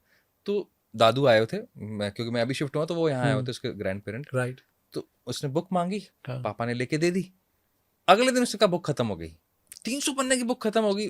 मेरे से पूछा पापा ने, अच्छा मेरी एक हैबिट है, मैं ना ट्रस्ट करता हूँ, मैं क्या कह रहा है तो होगी होगी। राइट. पापा कहते नहीं, 300 पन्ने की बुक 4 घंटे में 5 घंटे में कैसे खत्म कर दी। पापा ने पन्ना पलटा कि इस पे क्या लिखा हुआ है, उसने बता दिया उस पे क्या लिखा हुआ। कैसे कैसे, मैं क्या रीडिंग स्पीड पे तो हमने डे 1 से काम किया है काम उसकी। किया है. राइट. तो उससे एक तो उसके ग्रैंड पेरेंट का ट्रस्ट बढ़ा, और फिर उन्होंने उसको फिर बल्क में बुक्स लेके दी, क्या तू पढ़ लेता है ना, और तुझे पता है कि क्या पढ़ा है, क्या पढ़ा है। क्या पढ़ा है. फिर अभी हम right. वृंदावन गए तो ऐसे ही बोला कि कुछ कहानी सुना दे। उसने 3-4 ऐसी सी कहानी बताई महाभारत के टाइम की, जो मैंने या मेरे पापा ने उस एंगल से नहीं सुनी हुई। नहीं सुनी थी. राइट. हमने 14 साल का बच्चा है, और हम अभी तक क्या मान रहे हैं, वो टेंट्रम्स कर रहा है, वो अपनी मम्मी के साथ छेड़खानी करता रहता है। मैं अब मैं कहना चाहूँगा हर बच्चा शैतानी तो करना ही चाहिए. क्यों? क्योंकि उसका बाप का घर है. ये बढ़िया था। राइट. उसके बाप का घर है. यदि वहां पे यदि वो जूते इधर उधर नहीं फेंकेगा, मोजे इधर उधर नहीं फेंकेगा, तो किसके घर पे फेंकेगा? क्या बात है। But as a mother father हम वो क्या अच्छा कर सकता है उस पे ध्यान दें. बहुत इंटरेस्टिंग है सर। मैं कई बार सोचता हूँ सर, क्योंकि जब केसेस आते हैं ना, मैं मतलब लिटरली मेरी आंखों में आंसू आ गए थे। मेरे पास एक लंदन से केस था, she belongs to India only. Okay. उनके साथ 2 बार मोलेस्टेशन हुआ, एक बार इंडिया में, एक बार लंदन में। टिल डेट वो अपने पेरेंट्स को नहीं बता पाई। क्यों? अगर मैंने बता दिया, राइट. मेरी पढ़ाई बंद हो जाएगी, मुझे वापस बुला लिया जाएगा। मैं कई बार सोचता हूँ, इससे बुरा क्या हो सकता है? बुरा वो है जिसने मोलेस्टेशन किया, या बुरा वो है जिसने इतनी भी फ्रीडम नहीं दी कि बच्चा उनसे बात शेयर कर सके? बच्चे के माइंड के साथ मैं कहना चाहूँगा कि रोज रेप हो रहा है. राइट. जब भी वो यदि ओपनली बात शेयर ना कर पाए, स्पेसिफिकली अपने केयर गिवर से यदि ओपन अप ना हो पाए, तो वो दुनिया में कहाँ पर ओपन अप होगा? एंड यदि वो वहाँ पे ट्रस्ट ना कर पाए कि वो मेरी बात को सुन के क्या रिएक्ट करेंगे, यदि वो ट्रस्ट नहीं है, तो फिर वो दुनिया पे कहाँ पे ट्रस्ट कर पाएगा? एंड बिकॉज ऑफ दैट यदि डाइवोर्सेस हो रहे हैं, तो मुझे लगता है कहीं ना कहीं पे उस पर भी रॉन्ग पेरेंटिंग है. क्योंकि वो बच्चे ने बचपन से मम्मी पापा को एक दूसरे के साथ हंसते हुए, खेलते हुए, बोलते हुए, प्यार करते हुए कभी देखा ही नहीं है. एंड इसीलिए कई बार आज बच्चे बोलते हैं कि हमें आप जो बताएंगे अकॉर्डिंगली शादी नहीं करनी. राइट. ये भी प्रश्न होता है कि हमें तो पापा ने बोल दिया था कि तेरी शादी हो गई, तो लड़की भी नहीं देखी थी, हमने शादी कर ली थी. और आजकल के बच्चों के नखरे तो देखो. मैं कहता हूँ कि वो बच्चे ने बचपन से देखा है कि आपको आपकी पसंद ही पसंद नहीं है, हाँ, तो फिर मेरी पसंद पसंद कैसे करोगे? राइट. तो as a husband, as a wife, in fact मुझे लगता है कि यदि हम एक दूसरे को रिस्पेक्ट देना शुरू करें, हम एक दूसरे को प्यार से बोलना या बात करना शुरू करें, और हम दिन का जो शेयरिंग है, या इनफैक्ट बच्चा देखना चाहिए कि मम्मी पापा जादू की झप्पी करते हैं, एक दूसरे का हाथ पकड़ के वॉक पे जाते हैं. एंड यदि वो बच्चा ऐसा देखता है, तो वो बच्चा बड़ा होने के बाद ऐसा ही बोलेगा कि आप दोनों का स्ट्रॉन्ग बॉन्ड हमने इतना ज़्यादा अच्छे से देखा हुआ है कि पापा या मम्मा आप ही मेरे लिए जो भी मेरा जीवन साथी है वो ढूंढ लेना. उतना वो ट्रस्ट करता होगा अपने पेरेंट को. सर ये डिफरेंट एंगल है, ये सोचना चाहिए बिल्कुल। एक्चुअली हम जो कर रहे हैं वो डिफरेंट एंगल है. यही होना चाहिए, यही होना चाहिए. हाँ, ये भी बात भी ठीक है। मैं तो सारी ना, मेरे दिमाग में ना बहुत सारी ऐसी चीजें आ रही हैं कि कौन कौन से केसेस आए थे, क्या हुआ था, किनसे बात हुई थी, क्योंकि हमारा नॉर्मली काम यही पड़ता है, तो हमें लगता है यार अब उसके रूट कॉज को क्यों नहीं ठीक करते। हमारे पास वही जो हम बैक ऑफ द स्टेज बात कि हमारे पास रिपेयर होने के लिए आते हैं, क्यों तब नहीं आते जब सही तरह से उनका। तभी आजकल sir, if I am not wrong, गर्भाधान संस्कार पे कितनी बात हो रही है, राइट. कितना लॉजिकल है वो. 100%. और अभी मैं श्री श्री रविशंकर जी को सुन रहा था कि मेडिटेशन करके अगर आप फैमिली प्लानिंग करते हो, तो यू कैन डिजाइन, आपको डिजाइन के लिए वो वाला तरीका चाहिए कि हम बच्चा वो वाला स्पर्म डाल देंगे, ये जीन डाल देंगे, तो हमारे पास तो कब से है. 100%. एंड मैंने और मेघा ने अध्याय के आने से पहले बट वो पूरा प्लानिंग किया हुआ था। ओके। मेडिटेशन में भी, हवन में भी, जो जो भी प्रोसेस होती है वो सारी चीज़ें फॉलो करके, जैसे हम खाना खाने से पहले भी मेन्यू देखते हैं और उसमें से कौन सा चीज़ पसंद आएगा उसका ऑर्डर करते हैं। रेंडमली कुछ भी जो अच्छा लगे दे दो, ऐसा कभी नहीं करते। तो हमें यूनिवर्स से जब ऐसा बच्चा चाहिए, ऐसी सोल चाहिए जो हमारे साथ रहने वाली है, हम उसे बड़ा करने वाले हैं, हम उसे हमारा जो कुछ भी है वो सब कुछ देने वाले हैं, तो डोंट यू फील उसका भी हमें देखना चाहिए। एंड इसलिए मम्मी पापा को कहना चाहूँगा जो भी ये प्लानिंग कर रहे हैं, या अभी ऑलरेडी एक चाइल्ड है और एक चाइल्ड का भी प्लानिंग है, उनको बच्चे के अंदर कौन कौन सी क्वालिटी चाहिए वो सबसे पहले मम्मी पापा आधा घंटा 1 घंटा अपना मोबाइल साइड पे रख के बैठे, नोट्स लिखे कि कौन कौन सी क्वालिटी चाहिए। एंड वो क्वालिटी वाला कोई भी एक व्यक्ति या 2 व्यक्ति हो, उसकी कोई एक इमेज जनरेट करें। नाउ डेज तो अपने एआई के थ्रू वैसी इमेजिनेशन वाला व्यक्ति को हम जनरेट भी कर सकते हैं, चाइल्ड को क्रिएट भी कर सकते हैं। एंड वो फोटो को मम्मी पापा रोज़ देखें। एंड जब भी वो प्यार करते हैं उससे पहले वो विजुअलाइजेशन हो एंड वो इंटेंशन हो। उसके बाद में जब वो एक दूसरे को प्यार करेंगे तो वो प्यार भी मेडिटेशन होगा। एंड बिकॉज ऑफ दैट जो सोल आएगी वो हमने जो पसंद हो वैसी सोल को ऑर्डर किया है यूनिवर्स से, तो यूनिवर्स वो प्रोवाइड करेगा ही करेगा। बिल्कुल सही।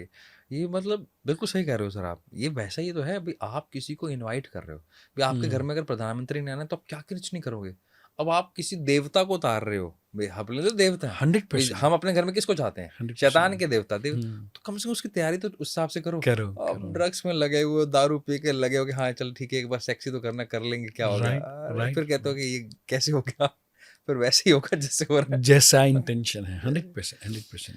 सर आपको क्या लगता है कि बेसिक 3 ऐसी ब्लंडर्स क्या हैं जो पेरेंट कर रहे हैं, ये तो बिल्कुल बंद कर देना चाहिए, ऐसे 3 क्या ब्लंडर्स हैं sir, if you want to share. पहली चीज़, बच्चे को ओवर प्रोटेक्ट करना। ओके। राइट, माने प्लांट को पानी देना चाहिए, बट यदि रोज़ पानी देंगे और मिट्टी गीली की गीली ही रहेगी तो वो प्लांट मर जाएगा। सेम वे बच्चे को जो समय पे जो चीज़ की ज़रूरत हो उससे ज़्यादा टॉय, उससे ज़्यादा खाना, उससे ज़्यादा सारी फैसिलिटी प्रोवाइड करना, वो बच्चों को कंपैरेटिवली डैमेज कर रहा है। Very first thing. सो बहुत ज़्यादा प्रोवाइड करना, बहुत ज़्यादा केयर करना इज़ वेरी डेंजरस। नंबर 2, बच्चों का फ्रेंड बनने की कोशिश करना। सो बच्चों का फ्रेंड नहीं बनना चाहिए, बच्चों के साथ फ्रेंडली होना चाहिए।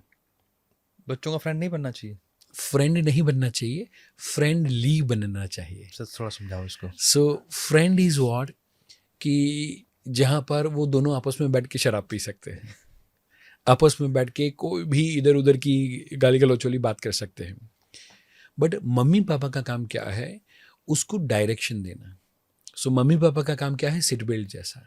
मम्मी पापा का काम क्या है, हेलमेट जैसा, जिसको शायद बच्चा कभी पसंद ना करे, बट मम्मी पापा का पहला काम है बच्चे को प्रोटेक्ट करना। सो दोस्त शायद अपने दोस्त के लिए शराब का ग्लास बना के लेकर आए, बट डज इट मीन कि बेटे को लिए पापा को बना के लेके आना चाहिए? Answer is absolutely no. So वहाँ पर बच्चे के साथ उतने फ्रेंडली होना है कि बच्चा अपने सारी दिल की भड़ास से सारी बातें, सारी चीज़ें अपने साथ शेयर कर पाए, but at the very same time उसको ये मेरे पापा है या ये मेरी मदर है उस चीज़ का रिस्पेक्ट भी हो। सो रिस्पेक्ट प्लस लव, वो दोनों चीज़ों का कॉम्बिनेशन जब होगा तब वो फ्रेंडलीनेस डेवलप होगी। सो आज में भी शायद हमारे पापा और हम कितने भी बड़े हो गए, बट फिर भी हमारे मम्मी पापा को लेकर हमारे दिल में एक रिस्पेक्ट है। सो बच्चा ओपनली बात कर सकना चाहिए, बट फिर भी उसको पता होना चाहिए कि ये मेरा बाप है। ये जो डिफरेंस है वो समहाउ आजकल मम्मी पापा नहीं रख रहे हैं, उनको पता ही नहीं है। नहीं है। वो तो उनको लगता कि दोस्त बन जाओ। अरे Yes. दोस्त मतलब, और ये वेस्टर्न कल्चर को ब्लाइंडली फॉलो कर रहे हैं, एंड बिकॉज ऑफ दैट ये जो मेटाफर है वो वहीं से आया हुआ है। बट क्योंकि वो बच्चे को पहले दिन से जब हॉस्पिटल से आता है तो मम्मी को डिस्चार्ज तभी मिलता है जब बच्चे की चाइल्ड सीट कार में हो, एंड फ्रॉम डे 1 बच्चा अपनी गोद में बैठ के, मम्मी की गोद में बैठ के हॉस्पिटल से नहीं निकलता, उसको अपनी कार सीट में बैठना होता है, तभी वो घर पे जा सकता है। तो जो बच्चे को बचपन से उस तरीके से ट्रीटमेंट दी गई है, वो बच्चा जो 10, 15, 20 दिन के बाद मम्मी पापा के साथ सोया ही नहीं है, वो बच्चे के लिए फ्रेंड बनना वो वहाँ की फिलॉसफी हो सकती है, but India and Indian culture के लिए नहीं, कि जहाँ पर शायद 5 या 7 साल तक तो बच्चा हमारे बीच में सोता है, तो वो बच्चे को कितना प्यार करते हैं वो शायद उतना जताने की ज़रूरत नहीं है। सर इसी से एक क्वेश्चन है, हाँ। कब तक बच्चों को अपने साथ सुलाना चाहिए? हम टीनेज वाले को बच्चे को साथ सुला सकते हैं? वो हस्बैंड एंड वाइफ की पर्सनल चॉइस हो सकती है, बट टेक्निकली मिनिमम 7 ईयर्स मैं रेकमेंड करूँगा। जब हार्ट का डेवलपमेंट हो रहा है तो बच्चे के अंदर ट्रस्ट वर्सेस मिसट्रस्ट हो रहा है। सो इन दैट सिचुएशन बच्चे जब रात को उठे, कोई सपना आए या कोई भी सिचुएशन में बच्चा जब उठे तो उसको लगना चाहिए कि मेरे जो केयर गिवर है मेरे लेफ्ट एंड राइट पे हैं। तब तक साइकोलॉजिकली, स्पिरिचुअली, साइंटिफिकली साथ में होना is more advisable. Then after वो हस्बैंड वाइफ एंड पेरेंट की जो चॉइस है उसके आधार पे वो डिसाइड कर सकते हैं। बट जब भी साथ में सोते हैं we need to make sure कि बच्चा कभी भी नींद में हो, हमें वैसा लगता है, बट बच्चा पेरेंट को ऑकवर्ड सिचुएशन में कभी नहीं देख लेना चाहिए। Specifically after 7, in fact not before the 7 age well, but after 7 तो वो पेरेंट को थोड़ा सा ध्यान रखना है। एग्रीड। इस पे तो सर मेरा खुद का भी एक जितने भी ऐसे बच्चे हैं जो ऑडिटरी हैं, क्योंकि आप तो सर राइट। और ऑडिटरी है, उसका सबकॉन्शियस माइंड बहुत एक्टिव है, रात को कान जल्दी सेंसिटिव है, और पेरेंट्स को लग रहा है कि वो सो चुका है, 2-3 बज गए हैं, चलो अपनी पर्सनल लाइफ एंजॉय कर हाँ, लेते हैं, पर लेकिन सब सुनाई देता सब है। सुनाई देता है। फिर हमने हमारे पास कोविड के टाइम पे लगभग 14 केस बैक टू बैक आए थे पॉर्न एडिक्शन वाले। तो हमने जब बच्चों को टेस्ट किया तो हमें समझ में आया कि एक्चुअल में ये प्रॉब्लम है कि कोविड के टाइम पर रूम एक ही था और उनको लगा कि बच्चा सो रहा है, और उस टाइम पर उसके दिमाग में क्या है, मतलब सरप्राइजिंग ये था कि बात दिमाग में आई कैसे, तो क्वेश्चन वहां उठ रहा था। तब जब हमने टेस्ट किया तो हमें पता लगा अच्छा ये इशू है। तो वहाँ से आई टोटली कनेक्टेड सर। हाँ, बात तो सही है आपकी। ये बहुत इंटरेस्टिंग है सर। ये मतलब ये ना एक्चुअली साइंस है जिसे हमें साइंस की तरह ही लेना चाहिए, और ये उतना ही जरूरी है जिसको हम बहुत ही अंडररेटेड चल रहे हैं कि हाँ ठीक है बच्चा ही तो पालना है। 100%। तो हम एक्चुअली अपना फ्यूचर खराब कर रहे हैं, उसका तो कर ही रहे हैं, अपना भी फ्यूचर खराब कर रहे हैं, क्योंकि फिर सारी जिंदगी उसी में लगे रहेंगे, कभी वो गलत काम कर रहा होगा। 100% एग्री सर, बहुत इंटरेस्टिंग है। तो ये तो 3 चीज़ें होंगी सर, और ऐसी बेसिक जो 3 चीज़ें हैं जो हमें एटलीस्ट करनी ही करनी है, चाहे कुछ मर्जी हो जाए। हमारा पूरा ध्यान है कि टॉप से टॉप स्कूल, टॉप से टॉप कोचिंग, वो उसको साइड में रख दिया। अब कि जो परीक्षित सर बोल रहे हैं कि ये 3 चीज़ें हैं as per neuro science, as per psychology, as per शास्त्रार्थ, ये तो 3 मर भी जाओ ना तो भी छोड़नी नहीं है। सो उसमें पहली चीज कहना चाहूंगा, device free dinner. Right, device free dinner. अच्छा, डिवाइस फ्री, ओके, राइट। सो जब भी, क्योंकि ब्रेकफास्ट लंच सबका शेड्यूल आज वर्किंग डे होने के कारण सबका अलग अलग होता है, बट जब भी हम घर पे होते हैं तो वो बच्चा देखना चाहिए मम्मी पापा को बातें करते हुए, गप्पे शप्पे मारते हुए, एंजॉय करते हुए। और जब भी घर में डिनर करे तो कोई हल्का सा, कोई अच्छा सा सॉफ्ट इंस्ट्रूमेंटल म्यूजिक चल रहा हो, अच्छी सी लाइट हमने करी हो, फ्रेगरेंस करी हो, एंड देन आफ्टर हम जो शाम का खाना है उस साथ में हम खाए नहीं, खाने को सेलिब्रेट करें, वो एसोसिएशन को, वो कंपनी को हम सेलिब्रेट करें, जहाँ पर पापा ने क्या काम किया, क्या क्या जो भी चैलेंजेस वो रहे वो किसको ओवरकम किया, कैसे क्लाइंट को मिले, वहाँ से क्या लर्निंग मिला, वो सारी चीज़ें पापा शेयर कर रहे हैं। मम्मी का भी दिन कैसा रहा वो सारी चीज़ें शेयर कर रहे हैं। नॉट द कंप्लेन वाला part, not the negativity, but the learning वाला पार्ट, बट द पॉजिटिविटी वाला पार्ट। एंड वो चीज़ जब बच्चा देखता है कि मम्मी एंड पापा आपस में इतनी ज़्यादा बातें करते हैं, इतने ज़्यादा खुश है, तो ना वो बच्चा टीन एज का होने के बाद भी वो अपने दोस्तों के साथ जो कुछ हुआ, जो कुछ बातें हुई, वो भी शेयर करना शुरू करेगा।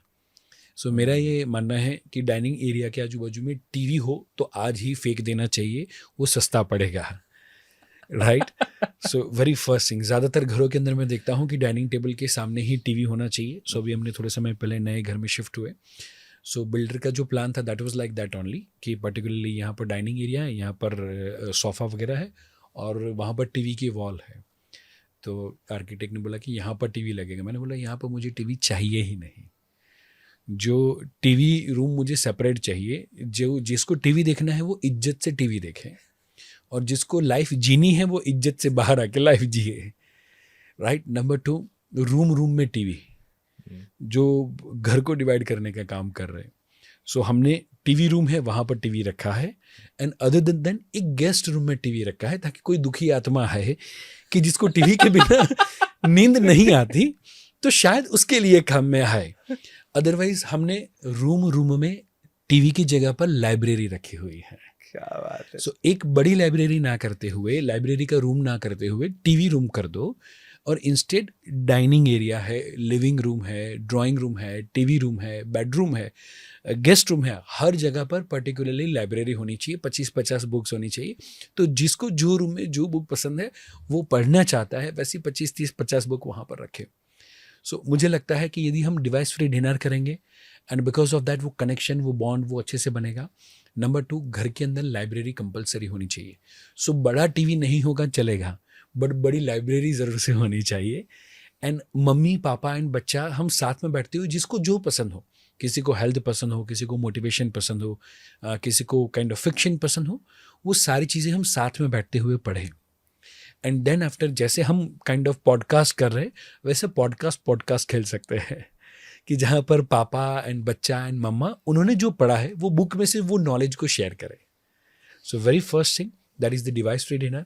नंबर 2, पॉडकास्ट गेम हो सकता है काइंड ऑफ जहाँ पर वो रीडिंग करें एंड वो चीज़ को शेयर करें। And number 3 most important thing मैं कहना चाहूँगा, that is called the rough housing. Rough housing means what, जिसको हार्वर्ड ने वगैरह ने रिसर्च करके उसको बोला रफ हाउसिंग, एंड वो बच्चे की ब्रेन डेवलपमेंट के लिए बहुत ज़रूरी है। हम लोग उसको धमाल मस्ती बोलते हैं। अच्छा। मैं सोचूं पता नहीं क्या हो रहा हाउसिंग क्या होता है। जहाँ पर बच्चे को ये लगना चाहिए कि ये मेरे बाप का घर है एंड मम्मी पापा उसके साथ धमाल मस्ती करे, उसके साथ तकिया फाइटिंग करे, उसके साथ डांस करे, सोफे पे कूदे, एंजॉय करे, सेलिब्रेट करे। वो 15-20 मिनट आधा घंटा वैसा होना चाहिए कि जहाँ पर वो बच्चा, वो मम्मी एंड वो पापा एक दूसरे की कंपनी को एंजॉय करे। May be physical activity, may be दम शराज, मे बी सांप सीढ़ी, मे बी लूडो, ऐसी कोई ना कोई गेम के थ्रू। सो एक गेम होना चाहिए, एक रीडिंग होना चाहिए एंड एक डिनर होना चाहिए।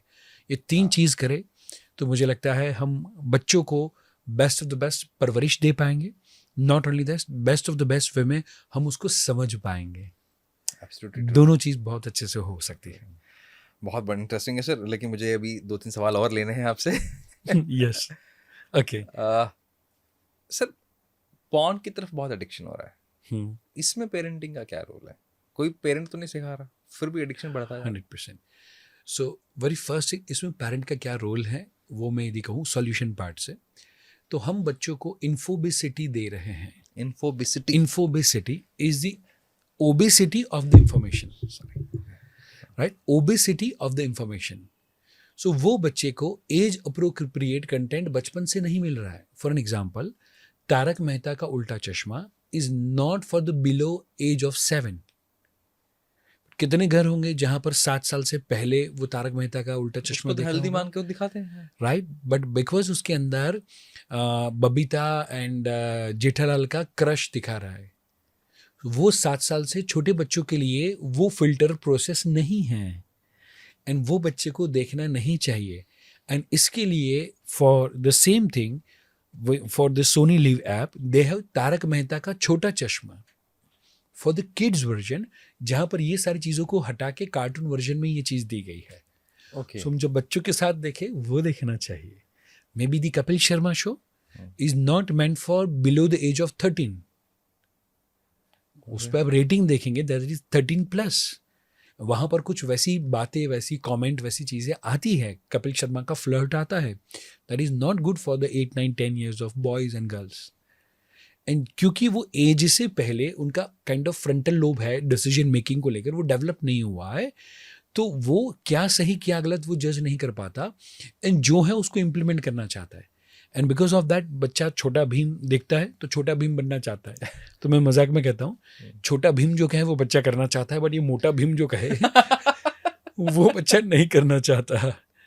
सही बात है, राइट। सो कंपैरेटिवली हम एज अप्रोप्रिएट कंटेंट बच्चों को दिखाए एंड उसको लेकर जो भी OTT प्लेटफॉर्म हम यूज़ करते हैं, इन अ वे इट इज़ गुड कि वहाँ पर एज अप्रोप्रिएट कंटेंट का रेटिंग है, प्लस हम चाइल्ड की प्रोफाइल क्रिएट कर सकते हैं। तो वहाँ पर 3 की एज हमने डाली, तो 3 एज वाले को लोगों के लिए ही सारी चीज़ें आएंगी।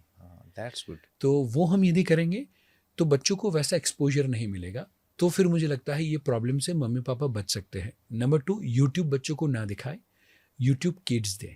यूट्यूब किड्स दें, राइट। एंड साथ ही साथ में यूट्यूब भी जब भी बच्चे लेते हैं 15-16 साल के बाद में, तो कंटेंट फिल्टर होता है जी, वो हम ऑन करें और उसके बाद में हम उनको दें। एब्सोल्युटली राइट, बिल्कुल। क्योंकि आजकल लेवल तो खत्म हो गया, रोस्टिंग के अंदर वो इतना कुछ बोल जाते हैं हैं 100%। कि जो फिर वही लैंग्वेज, वो फिल्दी लैंग्वेज हमारी फिर लाइफ का पार्ट बन जाती पार्ट है, बन जाती है, उसको वो कूल मानते हैं। बिल्कुल मानते हैं।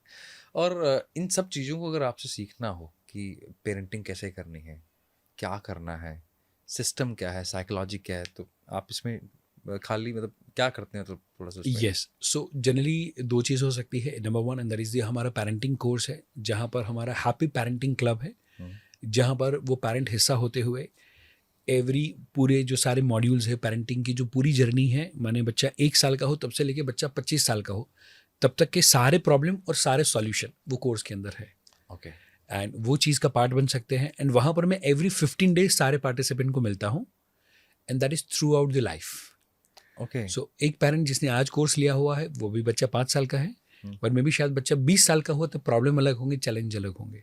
सो I am there for them for lifetime every 15 days, and that is my commitment. Okay, वाह, एंड नंबर टू, यदि वो कोर्स का हिस्सा होना है तो उसके लिए फ्री वेबिनार भी है। ओके, सो वो फ्री वेबिनार देखे, उसके बाद में उनको ऐसा फील होता है कि yes we want to go into the deep into the parenting learning, definitely वो कोर्स को ज्वाइन कर सकते हैं। वंडरफुल। अब हम चलते हैं सर लास्ट सेक्शन की तरफ, जो आपका भी फेवरेट है, मुझे मालूम है, मेरा भी है, क्योंकि हम बच्चों के साथ काम कर रहे हैं, तो सबसे बड़ा जो इशू देखते हैं वो है करियर। करियर स्ट्रीम पिक करते वक्त बहुत बड़ी गलतियां होती हैं, और काउंसलिंग को हम लोग ऐसे मानते हैं जैसे पता नहीं कितने बड़ा अपराध कर दिया हो, पता नहीं कितने गिल्ट में है। Right. अब ठीक है, 2-3 सालों में कुछ चीज़ें चेंज हुई हैं, चेंज हुआ है। अदरवाइज पहले तो लेबल्स लग जाते थे, पागल, बेवकूफ, मतलब क्या जरूरत है, इससे अच्छा तो मैं तेरे को दवाई बता देता हूँ, दारू पी एकदम में ठीक हो जाएगा, है ना। तो क्या सही एज है जब हमें काउंसलिंग के लिए जाना चाहिए, या हमें, मैं इसको काउंसलिंग ना बोल के बोलता हूँ, एक्सपर्ट एडवाइस के लिए जाना चाहिए? राइट। सो एक्चुअली करियर का जो प्लानिंग जो हमने देखा था, career planning, career selection and career management, जी, तो शास्त्रों के अनुसार 10 साल की age is the perfect age, जहाँ पर बच्चों का कमर्शियल ब्रेन डेवलप होना चाहिए। Okay, and for that reason हमें करियर प्लानिंग की शुरुआत 10 साल की एज से करनी शुरू करनी चाहिए। 15 और 16 is for career selection. Okay, maximum parents क्या करते हैं, अभी तो बच्चा छोटा है, 10th की एग्जाम देगा बाद में देखेंगे, बट तब आप देखेंगे नहीं, तब आपके पास जो दिखेगा वही आप सिलेक्ट करेंगे।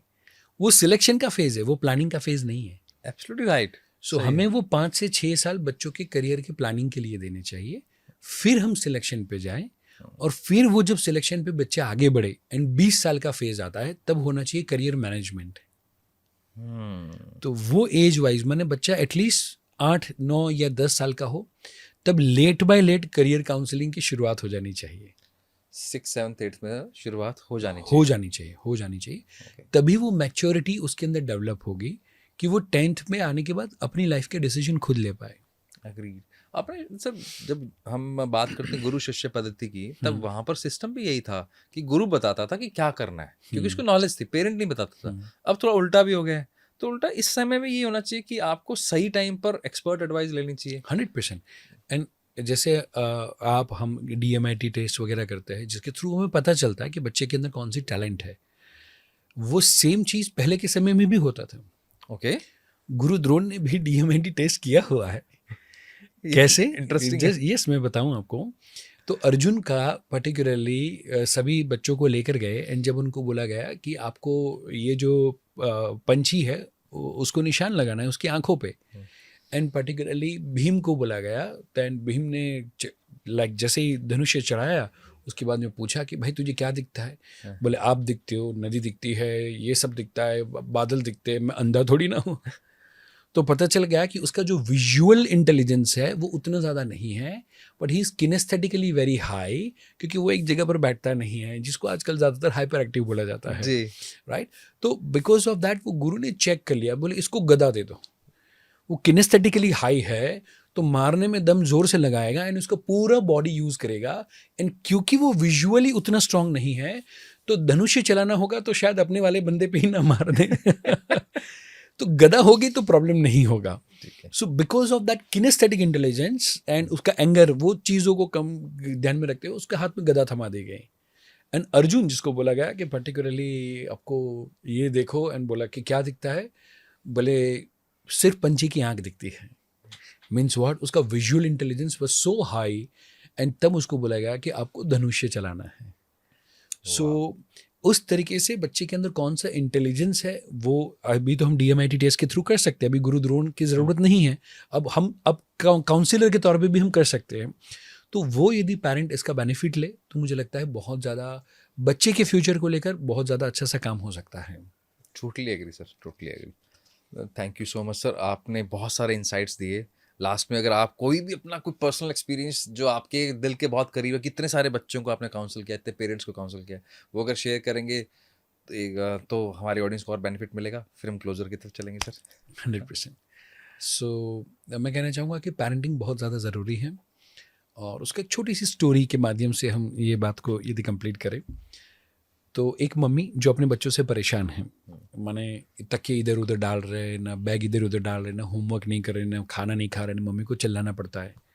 सो बच्चे जब स्कूल पे गए हुए थे, घर पर सब ठीक करके, वो पड़ोस में एक जो आंटी जी रहते थे उनके घर पे गए कुछ लेने देने के लिए। तो उनका घर एकदम वेल सेटल था, सारी चीज़ें अपनी अपनी जगह पर थी।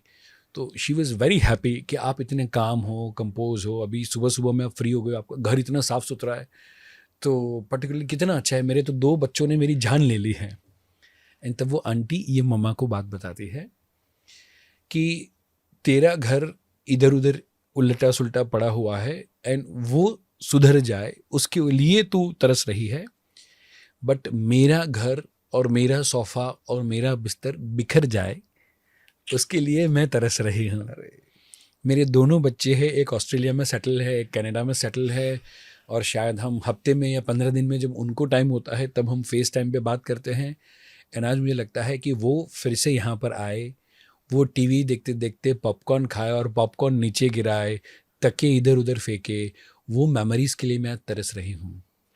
सो तू ये सोफ़ा देख रही है, मैं सोफ़ा पे खेलने वाले बच्चों को देख रही हूँ। एंड इसीलिए एक बात कहना चाहती हूँ कि तेरे बच्चे बड़े हो जाए, अपनी लाइफ में बिजी हो जाए, उससे पहले बचपन को एंजॉय कर ले, बच्चे के बचपन को एंजॉय कर ले।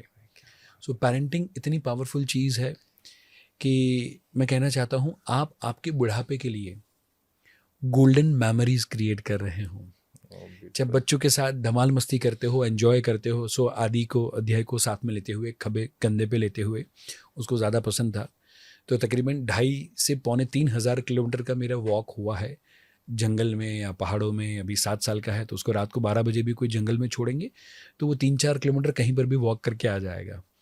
हम केदारनाथ पहुँचेंगे तो केदारनाथ पहुँचने के बाद उसकी ज़िद होगी कि ऊपर जो ग्लेशियर्स दिख रहा है वहाँ तक जाना है। राइट। सो जब भी पर्टिकुलरली वो सारी मेमोरीज, तो मुझे कोई बोले कि आप बिजनेस कम किया, जब टॉप पे हो, करियर के टॉप पे हो, एंड जो टर्नओवर एंड बाकी की जो सारी चीज़ें हो रही हो, जो शायद हम महीने एक वीकेंड में करते हो, वो शायद हमने पूरे 2 महीने का टर्नओवर हो, वो 7 साल तक हमने बैर किया कि भाई घर और ऑफिस और सारा स्टाफ का सैलरी निकल जाए, उतना ही हमें करना है। जस्ट बिकॉज मैं कहना चाहता हूँ, मैं सिर्फ मनी नहीं बनाना चाहता, मेमोरी भी बनाना चाहता हूँ। सो सारे पेरेंट्स सिर्फ और सिर्फ मनी बनाने पे फोकस ना करें, बच्चों के साथ मेमोरीज बनाने पे भी फोकस करें, तो आपका बुढ़ापा अच्छी मेमोरीज के साथ होगा, और बच्चे जब बड़े होंगे तो अच्छे संस्कारी होंगे, तो सुकून और शांति भी होगा। तो मुझे लगता है वही बेस्ट जर्नी रहेगी और वही बेस्ट एडवाइस रहेगी। बहुत ब्यूटीफुली आपने सर इतनी इतनी सुंदर इंसाइट्स दी। मुझे लगता है अगली बार हम वापस एक और पॉडकास्ट करेंगे, लेकिन तब उसमें बहुत सारी केस स्टडीज लें ताकि उनको उस एंगल से समझ में आए कि किस में क्या हुआ और क्या उसके हमने रिकमेंडेशन दिए और क्या उसका आउटकम आया। डेफिनेटली क्लाइंट्स के जो भी केस स्टडीज वगैरह है वो डेफिनेटली बहुत मुझे लगता है जरूरत है शायद इस टाइम पे। इस टाइम मैनेजमेंट केस स्टडी से ज्यादा parenting family management case studies. क्या यहाँ सर हमारे हाईफाई मिलता है यहाँ पे। बढ़िया, बहुत बढ़िया। Thank you so much sir, Parikshit sir, यहाँ आने के लिए बहुत बहुत दिल से धन्यवाद। बहुत मज़ा आया। आज तक हमें आपको यूट्यूब के माध्यम से देखा था और अच्छा लगा जब आज आपसे मिल रहे हैं। तो दोस्तों, ये था हमारा एक और एपिसोड, आपका अपना विकास, योर ओन ग्रोथ। इस एपिसोड के अंदर हमने बहुत सारी इंसाइट शेयर करी हैं।